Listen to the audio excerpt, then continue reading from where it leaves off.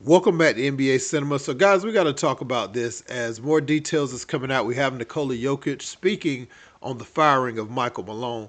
But the reports say that players on the Nuggets began to lose faith in Michael Malone after he gave Russell Westbrook special treatment. All the while, Malone's choice to continue supporting Westbrook despite the frustration he was causing on and off the floor ultimately led to a loss of credibility among the team's key players. It was one thing when Malone handled Jokic and Murray with more leniency than the rest of their group, but affording Westbrook that sort of treatment, even with his Hall of Fame resume, wasn't received well by some.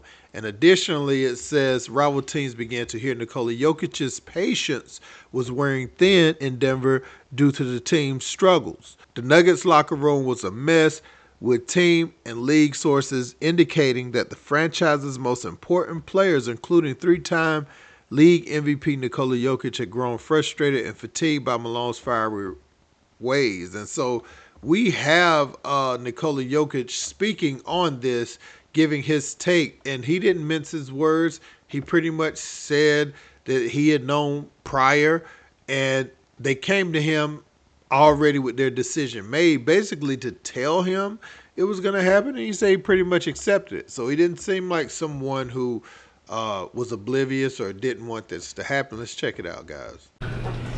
Nicole, it sounded like in your post-game interview with ESPN that you had lost your voice a little bit. How did you feel like you needed to use your voice more tonight in huddles?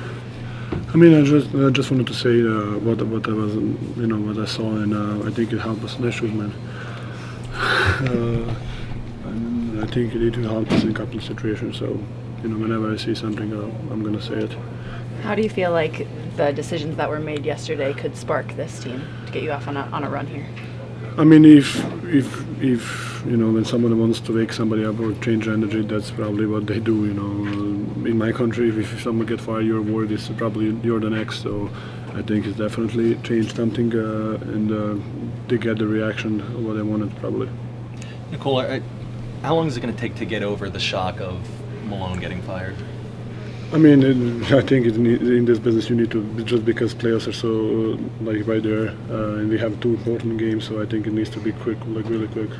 David was talking about how the vibe wasn't right before. How does the vibe feel different now that Malone's gone? I mean, definitely change. Like I said, I mean, if you want to change something, that's how we do it, and the owner wanted to do it, so it happens. What did Josh tell you guys when he spoke to you? I'm not gonna say it. Have you had a chance to talk with Michael at all since? Yeah, I texted to him. Yeah, so so it was a 10 years relationship. So it was just it was heavy day for everybody, probably especially for him and his family. So, but I would say it's part of the business. Nikola, it's pretty rare for a team to do a coach and a GM at once. And I just it's all going to be about coaching. Sorry, this will be the only one for me. Okay. But your perspective on the organization's reasoning, and when you did talk to Josh, then, how do you feel about the reasons they did this? I mean, I'm not gonna say what Josh told me. So I mean, I knew a little bit before everybody, and he told me we made a decision. So it was not discussion, it was decision, and he told me why, and so I listened and I accepted. It's I'm not gonna tell what he told me. I'm gonna keep that private. What does David Adelman bring to the head coaching position now?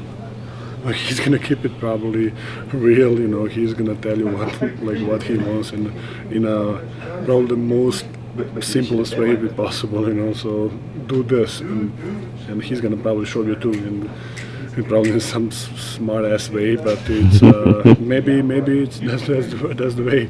Maybe that's the way. So one thing I kind of wanted to point at was guard Jalen Pickett. He had his career high, and that was one of the things Calvin Booth, or one of the problems he had with Michael Malone. Going with Russell Westbrook in situations they felt like Pickett should be on the floor. And I wanted to point that out. 19 points, played extremely well tonight or last night, and that's a young player who makes them more dynamic at times and shouldn't be buried at the bottom of the bench or getting less time, in certain situations, right? He is able to come out and provide for the Nuggets. Some of that stuff they're missing with Bruce Brown and some of the things they had in their championship run, he's able in his youthfulness and his skill set is allowing them to um, kind of try to replace some of that stuff they're missing. That they had in their championship run. And so I kind of wanted to point that out that he had his career high in the first game after Mike Malone. As far as Jokic, didn't mince his words, said they came to him, they made a decision. And yes, Jokic has the power to show out and could have said, no, I don't want that. I don't want him fired. He could have said that, but he said that, he just understood it and accepted it. So um, I appreciate Jokic for that because a lot of players will say, I don't know nothing. I'm not the GM. I don't do this. I don't do that.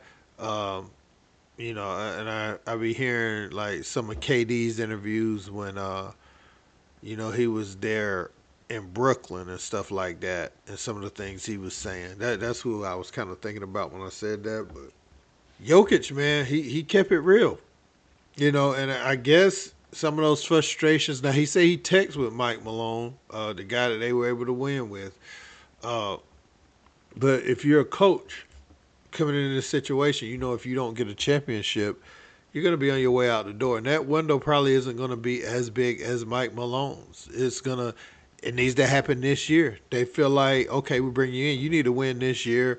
And if you don't look like you're on pace of winning at sometime next year, um, you're done. I mean, we've seen some of the craziest firing of coaches. We typically, back in the day, you used to see coaches get fired for being, outside the playoff picture and different things like that.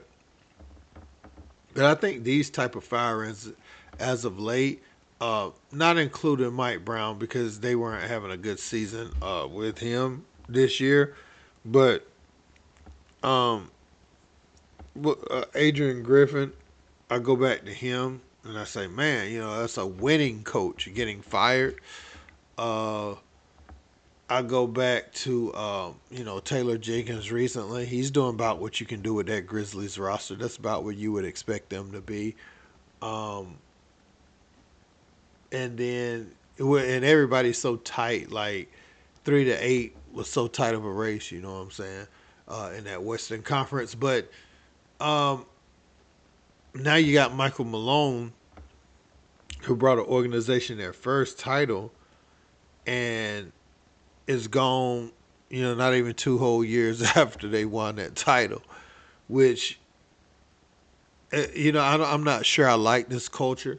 Players are not always supposed to like coaches, but they had lost 7 out of their last 10. So it looks like if you have a certain expectation nowadays, if you have a losing streak, the wrong losing streak can get you fired nowadays. But also, if players are growing frustrated, if Jokic is growing frustrated, obviously the team is gonna acquiesce to that, and they're going to um, do anything to make him happy, make him want to stay.